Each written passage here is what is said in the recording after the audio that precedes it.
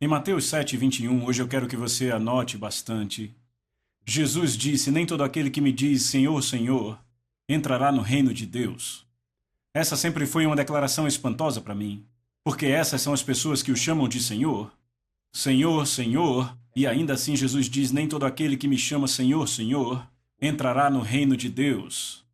E o fato é que há muitas pessoas fiéis, pessoas que vão à igreja, que pensam que são salvas, mas elas não são salvas.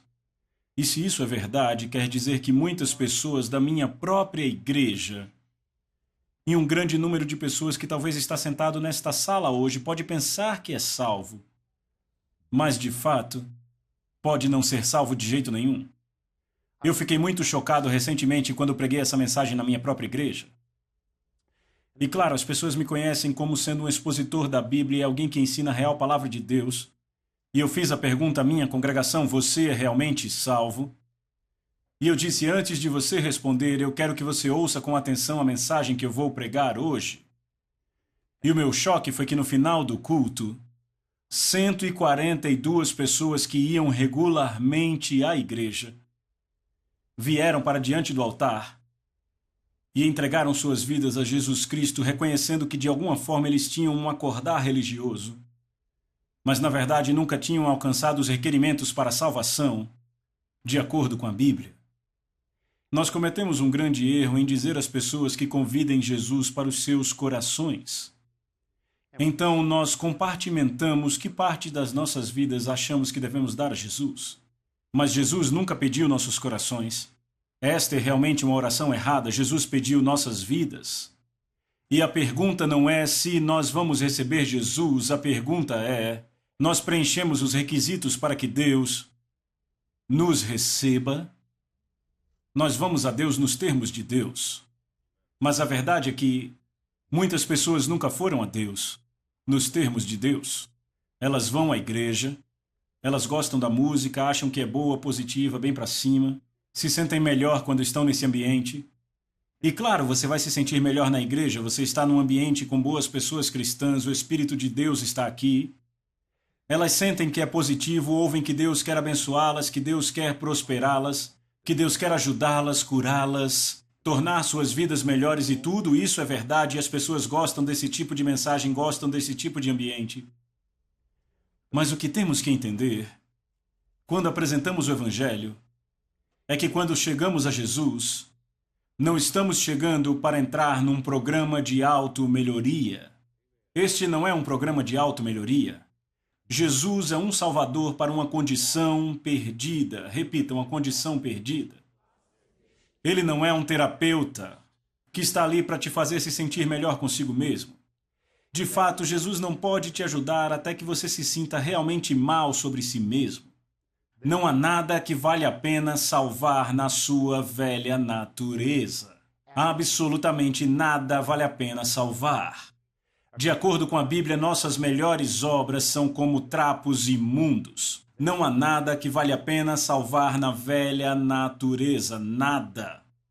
Em Eclesiastes 7, verso 20, um verso que eu aprendi a amar, a Bíblia diz, e eu quero que você anote essa referência, Eclesiastes 7, 20, não existe um homem justo sobre a face da terra que faça o bem e que não peque, nenhum. A única forma de irmos a Deus nos termos de Deus é se tivermos uma completa substituição da nossa velha natureza.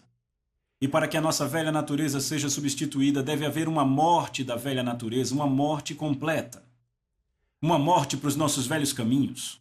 Deve haver um completo abandono da minha natureza feia, carnal e fedorenta. Deve haver uma aceitação de que não merecemos nada além do que um completo julgamento de um Deus justo. É isso que nós merecemos. E deve haver um genuíno arrependimento. Um genuíno arrependimento. E é aí que a maioria das pessoas falham no teste. Elas vão a Deus nos termos delas. Deus, eu quero te dar minha vida. Senhor, faça-me sentir melhor. Não há nada na Bíblia que diga que Deus vai te fazer se sentir melhor. Se você andar na palavra dele, ele irá. Mas esses não são os termos nos quais vamos a Deus. Há apenas uma forma de ir a Deus. Há apenas um canal de nascimento. pelo qual podemos nascer no reino de Deus, e esse canal de nascimento é o canal de nascimento do arrependimento. E se você não vier pelo arrependimento, então você nunca vai entrar no reino de Deus. Mas há muitos que chegam muito perto, e eles aprendem a língua, e eles aprendem o falar, e eles aprendem a sentir, e parecem ser crentes, mas na verdade, eles não têm evidências em suas vidas de que um dia nasceram de novo. E a verdade é que vivemos em uma era, especialmente agora, onde as pessoas realmente não querem ouvir a verdade.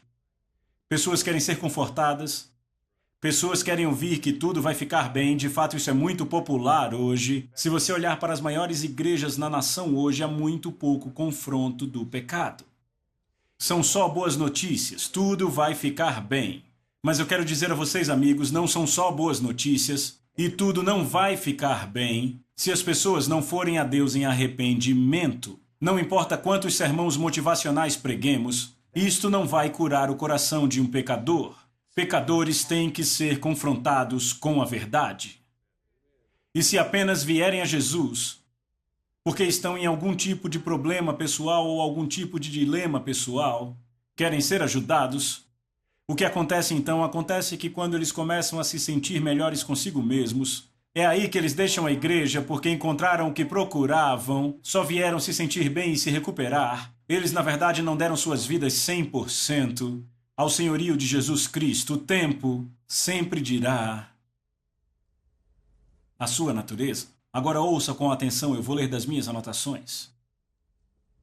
Você tem que entender isso. Isto é o que a Bíblia diz. E a sua opinião não importa. A sua natureza, sem Deus, é má. Ela é má. A Bíblia diz que éramos filhos da ira.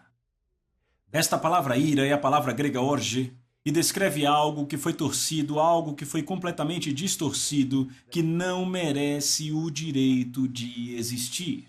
E desta forma Deus tira a sua ira dos filhos da ira. Ele os destrói completamente, ele os limpa completamente, porque se a natureza deles não for mudada, eles são tão distorcidos, são tão pervertidos, que eles nem mesmo merecem o direito à existência. É isso que éramos antes de irmos a Deus. Maus, filhos da ira. Essas palavras foram tiradas direto de Efésios capítulo 2. Pecado. Pecado não é apenas um erro. Pecado é o fruto de quem somos. E se o pecado não for tratado como sendo eternamente mortal, não há escapatória para o pecado. E se ele não for tratado com a cruz de Jesus Cristo. Romanos 6:23, um versículo que todos deveríamos conhecer, diz: o salário do pecado é a morte. Se você não tratar do seu pecado, vai pagar um salário pelo pecado. E a Bíblia nos diz que se você morrer em pecado, o preço é um destino eterno no inferno. E como eu disse a noite passada, o inferno não é conto de fadas, não é um lugar da imaginação, é um lugar real. E muitos de vocês têm amigos, e vocês têm parentes que estão lá agora. Eles estão lá agora. E se eles pudessem falar com você, eles implorariam a você para olhar para o coração, para ver se você é realmente salvo. Eu penso em pessoas que foram à igreja semana após semana, ano após ano, carregavam suas Bíblias, eram muito religiosas, e quando dormiram para a eternidade, foram para o inferno, porque não eram realmente nascidos de novo. Imagine o que eles diriam se pudessem falar do inferno. Seria o sermão mais poderoso já pregado, se o inferno pudesse falar. Isso pode soar duro, mas essa é a verdade. O sangue de Jesus, aplicado ao coração de um pecador, é a única cura. É a única cura, não há nada mais. E claro, pessoas têm reações diferentes a esse tipo de pregação. Alguns dizem, ele está apenas pondo medo em nós. Tudo bem, tudo bem. Porque isso é algo de que devemos andar temerosos. Há um tipo bom de temor. A Bíblia diz que o temor do Senhor é o princípio do conhecimento, o princípio da sabedoria. E há um temor divino e reverencial que leva os pecadores a caírem de joelhos em arrependimento e faz com que crentes desviados voltem para Deus. Precisamos entender que há um tipo correto de temor, e especialmente quando lidamos com a nossa condição espiritual e nosso destino eterno, devemos ter uma boa dose de temor sobre o que está diante de nós. E quando você não tem o temor do Senhor, é quando você começa a cair em pecado. E eu digo que eu, assim como vocês, eu gosto de palavras positivas para cima. É algo que precisamos ouvir num mundo onde há tanta falta de esperança e tanto medo. Pessoas encarando a depressão, pessoas encarando dificuldades, pessoas tendo decepções. Eles se sentem para baixo na vida e precisam ouvir boas palavras cheias de fé. Mas todas as mensagens positivas e motivacionais do mundo não podem curar o coração de um pecador. E por mais que eu ame abraçar pessoas, abraçar ao redor do pescoço, isso não vai fazer com que uma pessoa nasça de novo. Há apenas um remédio. E é o arrependimento e a entrega da vida de alguém em completa entrega. Repita, completa entrega. Completa entrega a Jesus Cristo. E hoje eu quero dar a você 8 sinais de que uma pessoa é realmente salva. 8 sinais de que uma pessoa é realmente salva. E eu quero que você escreva. Número 1, o fruto. Se uma pessoa é realmente salva, ela vai ter o fruto da salvação. Em Marcos capítulo 7, verso 20, Jesus disse: assim os conhecerão pelo seu fruto. E na verdade é um pouco complicado quando consideramos esse fruto, porque macieiras não produzem maçãs imediatamente, mas no final das contas produzirão maçãs se forem macieiras. Você pode olhar uma macieira quando ela é muito jovem e ela dá folhas, e você pode dizer por olhar que é uma macieira, mas leva tempo até que ela começa a produzir fruto. Mas se ela for realmente uma macieira, no final das contas o tempo chegará em que ela vai começar a produzir fruto. Você se lembra do exemplo quando Jesus chegou à figueira? Você lembra disso? E quando Jesus olhou para a figueira e sabia que era tempo de figos, mas ela não tinha figos, Jesus a amaldiçoou, porque havia algo de errado com aquela árvore e por alguma razão ela não tinha fruto.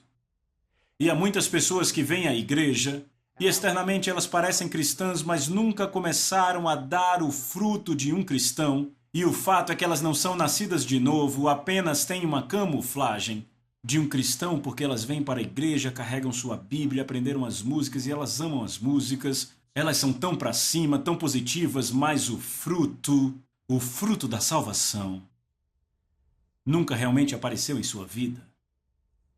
Quando uma pessoa é jovem, pode não produzir muito fruto, porque é jovem no Senhor, mas eventualmente, se ela realmente é nascida de novo, se a vida de Deus realmente está dentro dela em algum momento, o Espírito de Deus dentro dela eventualmente vai começar a produzir o fruto da salvação. E se o fruto nunca aparece, então há algo muito errado. Ou a árvore está doente, ou ela não é exatamente o que disse que era no começo.